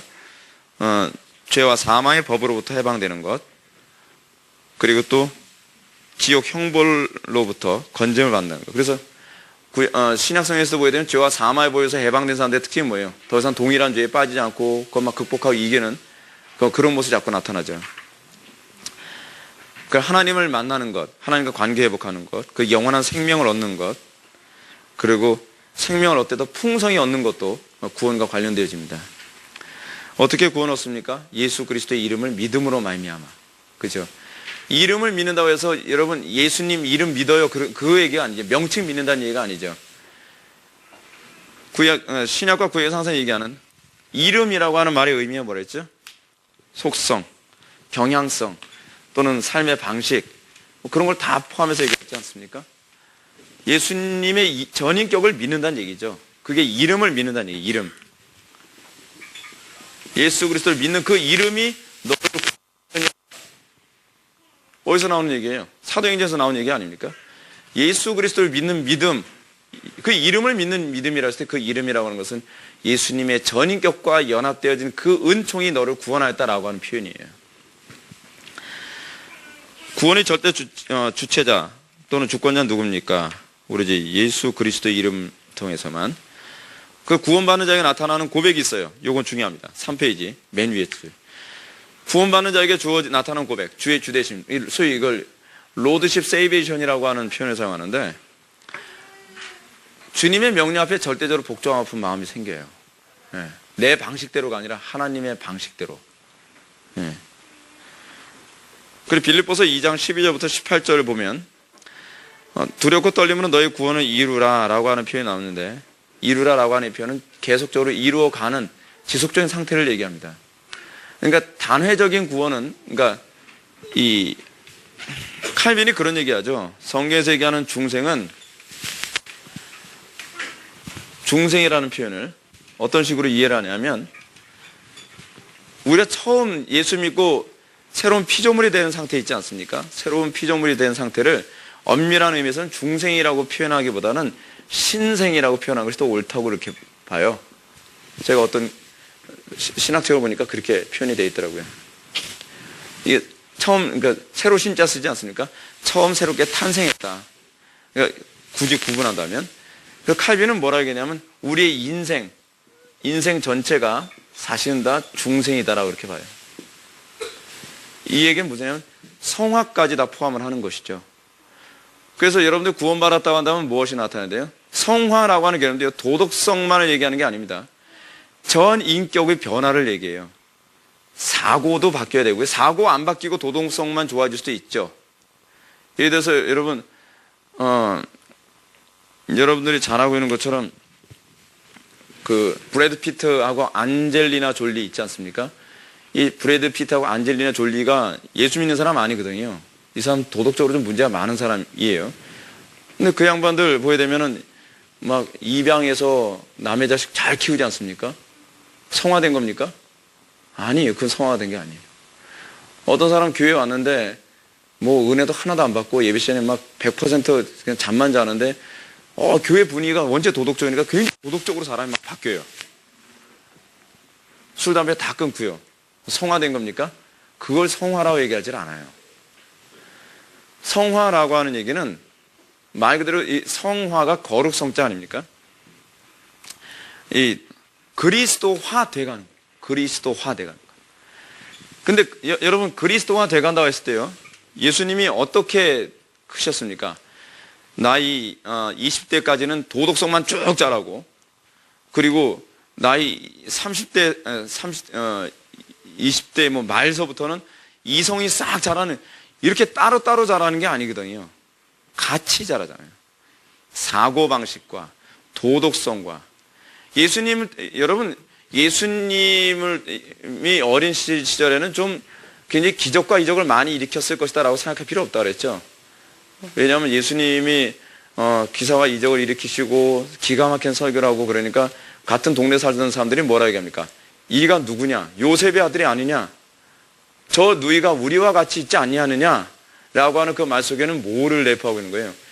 예수님이 의도적으로 이 인간의 생육 방식을 그대로 따르기 위해서 이 신적 비하, 자기 자신의 신성까지도 예수님께서는 스스로 다 감추시고 낮추신 거라고 하는 것을 알 수 있죠. 예수님은 동네 사람들이 봤을 때도 예수님이 요단강에서 세례요한에게 세례를 받고 난 이후에 그 비포와 애프터가 굉장히 달라졌다는 것을 알 수가 있어요. 왜냐하면 동네 사람들 다 충격을 받고 있으니까요. 도대체 이게 누구야? 얘가 왜 이렇게 갑자기 달라졌어? 어디서 이상한 거 잘못 받아온 거 아니야? 이런 분위기가 형성된 거죠. 예수님이 어렸을 때부터 계속 커가면서 그분의 삶 속에 죄만 짓지 않았을 뿐이지 아주 평범하게 컸다는 것을 잘 반증해주고 있는 것입니다. 그것 통해서 우리에게 뭘 말씀해주고 싶은 거예요? 성경의 기자들은 성도의 삶이 이렇게 균형 잡히게 성장해야 되는, 어렸을 때부터 점점 이렇게 장성해가는 과정이 필요하다는 것도 우리에게 가르쳐주는 거죠. 신앙이 어떠한 부분만 불균형적으로 자라는 것은 신앙이 아닙니다. 자유주의 중에서 도덕적으로 대단한 사람들이 많습니다. 우리나라에 자유주의 신학을 가져다 준 그 몇 명의 신학자가 하나 있는데 그 신학자 중 한 명이 누구냐면 김경재 교수라고 있습니다. 한신대학교 교수인데 김경재 교수가 굉장히 인격이 좋았대요. 그래서 제자들이 많았다 그러지 않습니까? 근데 우리 보수신학의 아주 거두 중에 한 명이 박형룡 박사라고 했는데 박형룡 박사님 같은 경우는 그냥 서재에서 책만 보고 글만 쓰고 강의하는 뭐 별로 이렇게 제자들하고 친하게 지내면 그런 건 별로 없는. 근데 우리는 자꾸 이 성화를 이런 도덕성이라고 하는, 그렇지 않으면 성화를 어떤 지적인 영역, 교리를 많이 알고 있으면 성화가 됐다고 생각하는 그런 잘못된 인식이 굉장히 많이 있죠. 성화는 그게 아니에요. 전인격적으로 그리스도를 다 닮아가는 거예요. 네. 종합적으로 그렇게 되는 겁니다. 그 날마다 우리의 구원은 점점 더 그리스도를 닮아가는 것이, 그래서 이런 표현도 나와요. 성화 구원. 성화도 구원의 한 부분이라고요. 그래서 여러분은 이미 구원을 받았으나 구원이 아직 완성되지 않은 상태다라고 이렇게 보면 됩니다. 그래서 사도 바울이 뭐라고 얘기합니까? 두렵고 떨림으로 너의 구원을 이루라라고 얘기합니다. 두렵고 떨림으로. 아니 뭐 성화 안 돼도 그만, 뭐 돼도 그만이 아니라 두렵고 떨림이라고 하는 말이 나오는 이유가 뭐냐면 나에게 성화가 없으면 내 속에 그리스도의 생명이 없을 수도 있다고 하는 경고의 메시지가 거기 있는 거예요. 우리에게 성화 안 나타나도 천국만 가면 그만이 아니에요. 성화가 안 나타나면 천국 못 갈 수 있어요. 그게 농후예요. 사도 바울도 항상 그래서 뭐라고 얘기해요? 내가 다른 사람에게 복음을 전파한 후에 나는 버림을 받을까 두려워하느라. 타락하면 지옥 간다는 얘기입니까? 그거 아니죠. 한 번 구원받은 사람 절대로 구원의 유기는 없죠. 그런데 무엇이냐면 우리는 끊임없이 내 구원을 이렇게 확인해 가면서 가는. 마치 여러분 그걸 잘 보여주는 게 철로역정에서 이거죠. 철로역정에서 크리스찬이 정자에서 잠깐 잠들지 않았습니까? 정자에서 잠들면서 뭘 떨어뜨려요? 두루마리를 떨어뜨리잖아요. 이거 돌아오는 주일날, 아니 수요일날 할 소리인데 미리 나왔는데 두루마기를 떨어뜨립니다. 그 두루마기가 뭐냐면 구원의 확신이거든요. 두루마기를 딱 떨어뜨리고 났더니 하나님 백성인 건 틀림없죠. 왜냐하면 의의 옷을 입었으니까. 하나님의 백성이 틀림없음에도 불구하고 이 두려워 떨기 시작합니다. 두려워 떨기 시작합니다. 이게 정상적인 그리스도인의 모습이에요. 항상 하나님의 말씀을 내 속에 소유하면서 간직하며 살아갔을 때 그때 구원의 확신이 있는 것이지, 구원의 확신 같은 거 별로 없이 그리고 내가 그냥 막 살아도 결국 천국에 가겠지, 그 막연한 그 세뇌된 거를 붙잡고서 천국 갈 거라 생각하면 그거 천국 못 갑니다. 천국은 그렇게 가는 게 아니에요. 항상 돌다리로 두드려 보듯이 항상 그리스도께서 나와 함께 하시는가, 항상 내 속에 하나님의 말씀이 좌정하고 계시는가, 나는 항상 그 말씀대로 살고자 하는 욕구 속에 살고 있는가, 그걸 확인하면서 그걸 또 다시 확인해보고, 마치 철로역전은 자꾸 그 얘기죠. 자꾸 그걸 확인하는 장면이 자꾸 나와요. 우리 속에 자꾸 그걸 확인하는 것, 그것이 성도에게서 아주 중요한 신앙의 태도인 것을 믿으시기 바랍니다.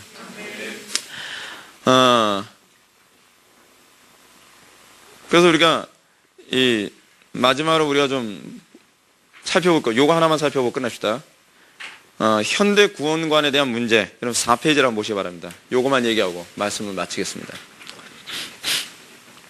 제가 아까 얘기했던 것처럼 현대 구원관이요, 오늘날 교회 안에서 대부분 가르쳐지는 구원관은 성경적 구원관이 아닙니다.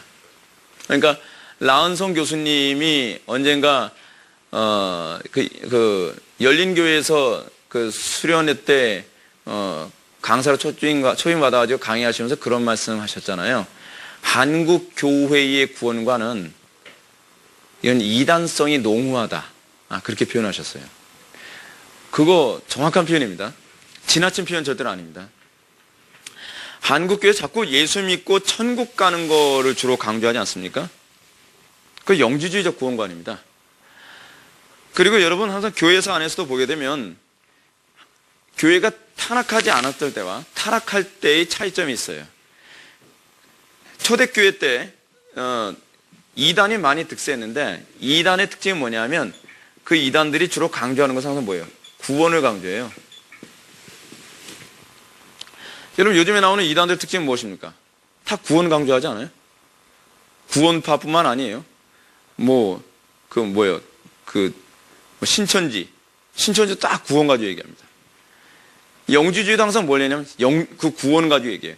그러니까 이 모든 이단들의 특징이 뭐냐면 너 구원 받았어? 안 받았어? 너 언제 구원 받았어? 이런 꼭 구원 가지고서 자꾸 들춰내기 굉장히 좋아해요. 왜냐하면 구원만큼 사람 협박하기 좋은 게 없잖아요. 종교개혁 당시에도 여러분 로마 가톨릭이 어떤 식으로 타락했습니까? 결국 구원론 가지고 타락한 거예요. 종교개혁 당시에도 그 로마 가톨릭은요, 면죄부라고 하는 것을 통해서 면죄부 이것 하면 연옥의 죄부터 시작해서 모든 죄 다 용서받아. 구원론 가지고. 근데 항상 사도들의 가르침이나 청교도들의 가르침의 특징이 뭐냐, 특히 우리 개혁 가르침이 항상 어디에 초점이 맞춰져 있냐면 구원론이 아니에요. 하나님의 영광 신학이에요. 하나님의 영광. 하나님의 영광 신학에 초점이 맞춰져 있다 보니까 여러분 모세 같은 경우도 어떻습니까? 하나님께서 이 백성을 이 백성의 죄를 용서해 주십시오. 만약에 용서할 수 없다면 제 이름을 생명책에서 지워주시는 한이 있더라도 구원해 주십시오. 무슨 얘기죠? 모세도 자기의 신앙에서 핵심은 구원론이 아니었다는 걸 얘기해 주셨어요. 사도 바울도 동일한 얘기를 합니다. 자기의 신앙의 핵심은 구원이 아니라고요. 자기도 이 유대인들의 구원에 관한, 자기 동족의 구원에 관해서 얘기하면서 내 이름을 생명록에서 지워주는 한이 있더라도 이 백성이 구원받길 원합니다. 우리 신앙의 선배들, 청교도들도 뭐라고 얘기합니까? 내가 그리스도께서 지옥에 계시면 나도 지옥에 가길 원합니다. 그리스도께서 거시지 않는다면 천국은 나에게 아무런 소망이 없습니다. 의미가 없습니다. 구원론적이지 않다는 거예요. 항상 하나님의 영광신학이, 하나님의 영광신학. 교회가 하나님의 영광에 초점에 맞추면 구원은 뒤따라와요. 근데 구원에 초점을 맞추면 하나님의 영광은 자취를 감춰버려요. 그래서 주로 이단이 득세예요. 이단이 득세예요. 여러분 생각해 보세요. 믿음으로 구원받는 것이 더 설득력이 있습니까? 아니면 행위로 구원받는 것이 더 설득력이 있습니까? 우리의 타락한 모세는요, 행위로 구원받는 쪽이 훨씬 설득력이 강해요. 대부분 거기에 다 선동당해요. 근데 하나님의 영광 쪽에 초점을 맞춘다고 한다면 어떤 잘못된 구원을 들어와도 전혀 들어오지 않습니다. 왜요? 내가 지옥에 가더라도 좋사오니 하나님의 영광만 나타나면 되겠습니다. 과연 그런 사람들은 어떻게 변질시키겠습니까? 대부분의 여러분 한국교회에서 요즘 문제 일으키는 교회들, 타락한 교회들, 막 괜찮은 교회였는데 요즘 왜 이상하게 됐다라고 하는 교회들 다 보십시오. 그 교회들 특징이 뭐냐면 다 선교 중심적인 교회들입니다. 구원만 시킬 수 있다면, 이게 구원을 시킨다는 말 자체부터 굉장한 모순을 담고 있는데, 구원은 우리가 시키는 게 아니거든요. 구원만 시킬 수 있다면 수단과 방법을 가리질 않아요. 드레스디아 쓰고 알파고 아무거나 다 갖다 붙이고, 뭐 영주주의고 뭐고 영적 기도고 뭐고 성경적이냐 아니냐 관심이 없어. 중요한 건 한 명이라도 구원받으면 되잖아요. 근데 제가 항상 이런 얘기하죠. 한 명이라도 구원받으면 되잖아요. 그런 얘기했을 때, 그럼 하나님의 영광은 어떻게 하고요? 그래도 하나님은 뭐 한 영혼이 돌아오는 것이 뭐 천하보다 낫다고 얘기하지 않았어요. 어디서 이상한 성경 구절은 잘 외워가지고 그런 얘기를 해요. 그 구절밖에 안 보입니까? 하나님의 영광에 관한 구절은요, 훨씬 많아요. 근데 자꾸 모든 걸 구원론적으로 하는 이유가 뭐냐면, 구원론에 초점을 맞춰야 우리가 속이 편하거든요. 하나님의 영광대로 살아야 된다고 하는 부담감이 없어요. 하나님의 영광에 관심이 없는 사람은 구원받지 않은 거예요, 사실은요. 왜냐하면 우리의 중생 자체는 우리에게 새로운 관심이 생긴 것이 바로 하나님의 영광에 대한 관심을 갖게 된 것이기 때문에 그렇거든요. 오늘날 은사주의자들 문제가 뭡니까? 하나님의 영광에 관심이 없어요. 지금 현대 대부분 모든 신학들, 자유주의 신학이나 뭐 보수를 추구한다는 신학들의 다 문제가 뭐냐면 하나님의 영광에 관심이 없어요. 아이들에게도 항상 뭘 가르칩니까? 하나님의 영광에 대해서 관심을 가르쳐야 되는데 아이들한테 그걸 안 가르쳐요. 한 명이라도 더 천국 보내겠다. 교회가 무슨 천국 가는 플랫폼입니까? 맨날 여기 천국 갈 수 있는 뭐 열차가 대기되고 있는 거 아니거든요. 근데 교회관 자체가 그렇게 되고 있어요. 교회는 뭐냐? 천국 보내기 위해서 준비된 플랫폼이에요. 그게 아니거든요. 교회는 하나님의 영광을 나타내기 위해서 부름받은 하나님의 백성들의 모임이에요. 교회관이 잘못되고, 왜 다음 주에 우리가 교회관을 배우는데, 교회관도 잘못돼버린 이유가 뭐냐면, 결국 구원론에 대한 인식도 잘못됐고, 조나단 에드워즈의 신학의 핵심은 뭐라고 얘기합니까? 하나님의 영광 신학이라고 하지 않습니까? 하나님의 영광에 초점이 안 맞춰지니까 모든 게 다 망가져 버리는 거예요. 그러면서 이렇게 신앙생활 하다가 저에게 오게 되면 아무리 얘기해도 그래도 구원은 받겠지로 꼭 결론은 그렇게 돼요. 구원 받을 수도 있어요. 받을 수 없다는 건 아니에요. 그런데요, 하나님께 이 예수 그리스도의 대속의 은총을 경험받은 사람이 그렇게 살 수 없어요. 양심이 있지. 그렇지 않습니까? 우리가 선한 양심을 받은 존재인데 그렇게 살 수 없는 거죠. 본인이 우리가 구원이란 무엇인가에 관해서 제대로 정리되는지 모르겠습니다. 이전하고는 다르게 좀 더 굉장히 포괄적으로 여러분한테 이해를 시키기 위해서 좀 복잡한, 좀 장황하게 제가 구원론에 관해서 제가 좀 설명해 드렸는데, 이 부분이 여러분한테 좀 제대로 좀 정리가 돼서 여러분들이 정말 미혹이 많은 시대에 미혹되지 아니하고 하나님 말씀 앞에서 견고히 서서 하나님의 영광 위에 살아가는 하나님의 백성들 주님의 이름으로 축원합니다. 같이 기도하겠습니다. 사랑이 많으신 하나님 아버지, 우리가 오늘 시간 구원이란 무엇인가에 관한 중요한 부분을 우리가 살펴봤습니다. 우리에게서 구원론에 관한 분명한 인식이 자리가 잡힐 수 있게 해주시고, 그래서 우리가 이 땅을 살아가면서 잘못된 구원관 때문에 미혹당하는 일 없게 하여 주시오며, 무엇보다도 우리가 예배하기 위하여 부름받은 존재라는 것을 인식하고 우리가 하나님의 영광만을 위하여 사는 것이 우리의 최고의 기쁨으로 여겨질 수 있도록 은혜 베풀어 주옵소서. 예수님의 거룩하신 이름으로 기도 올렸나이다.